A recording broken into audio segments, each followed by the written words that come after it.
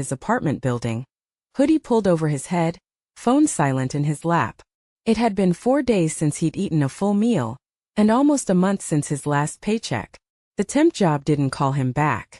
His sister wasn't answering anymore. He'd run out of pride a while ago, but somehow still had too much of it to ask for help. Everything felt like it was slipping away. The choices he made in the past, cutting off his mom, chasing the fast life, ignoring folks who cared, now haunted him in quiet, aching waves.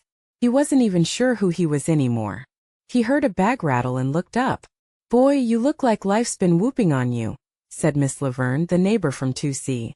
She was old school, head wrap, cane and gospel music always drifting from her window. He tried to fake a smile. "Yeah, just going through a little stuff."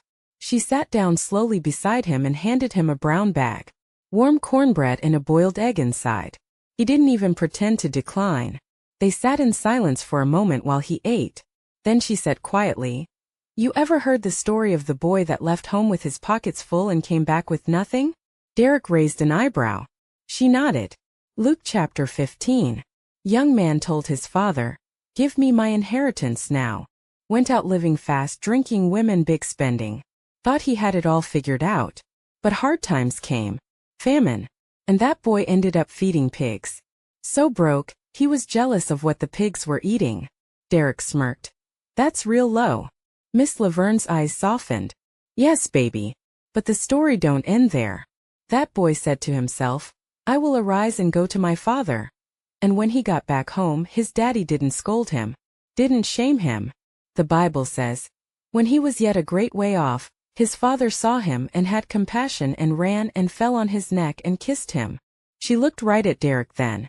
Sometimes we think we messed up too bad, too long, that folks done gave up on us or that God won't take us back. But baby, he been watching the road. He's just waiting on you to start walking. Derek didn't say much, but something cracked open in him, quietly, like the sun showing up behind gray clouds. He wiped his face with his sleeve before the tears really showed. "You think he's still got room for somebody like me?" Miss Laverne smiled, patted his knee. "You his child. There's always room for you at home." But when he was yet a great way off, his father saw him and had compassion and ran and fell on his neck and kissed him. Luke 15 verses 11 to 20 kg.